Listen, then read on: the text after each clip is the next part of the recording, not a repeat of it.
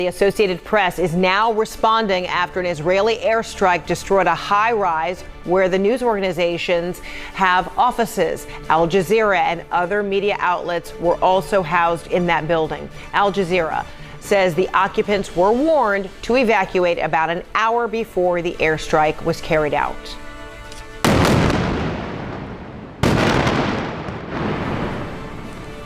So you'll see the building collapses into rubble just a few seconds later. Nick, what are you learning about this latest strike?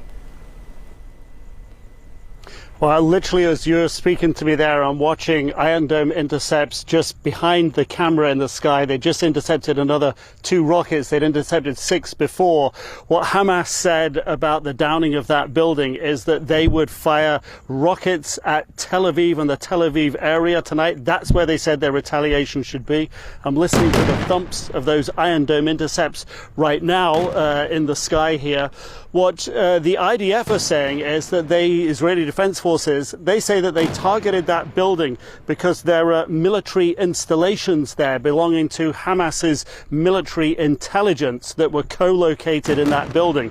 What the Associated Press are saying, and let me read you the full statement, just what we're doing here right now is just taking cover. The sirens are going off here right now. We're going to take cover behind a berm here, but when we can hear these sirens, I don't know if you can hear them, that means there's an attack, rockets possibly coming in this direction.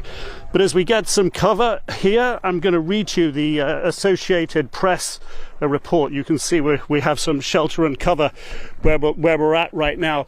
But what the Associated Press say about that strike is this.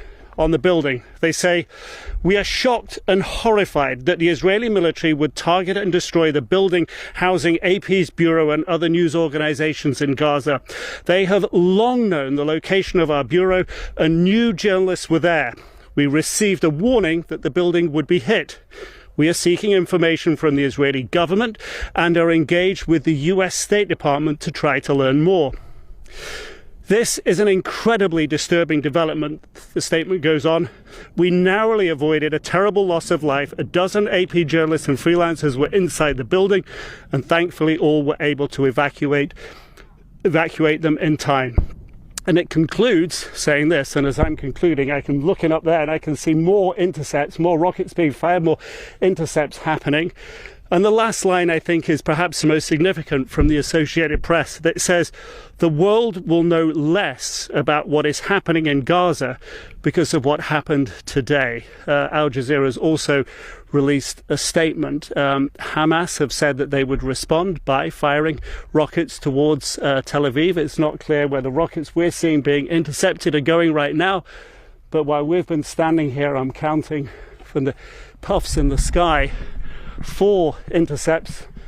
You can see over there was at least half a dozen previously before in another direction. So it seems that with one incident, as we've seen so many times, one incident begets another round of incidents. Earlier today, rockets fired from Gaza did get through. A couple of them got through the Iron Dome defensive shield. They landed around Tel Aviv where sirens had gone off. One missile landed in a street near some shops, and a 50-year-old man was killed in that. So this evening, heading into this evening here, real concern, international concern about what happened to that building housing journalists. We know that Jen Psaki at the White House has said that the US government's been in contact with the Israeli government to say and specify the importance that the United States places on journalists and safety and security for them, and of course for others. But the United States making their point about this as well to Israeli officials.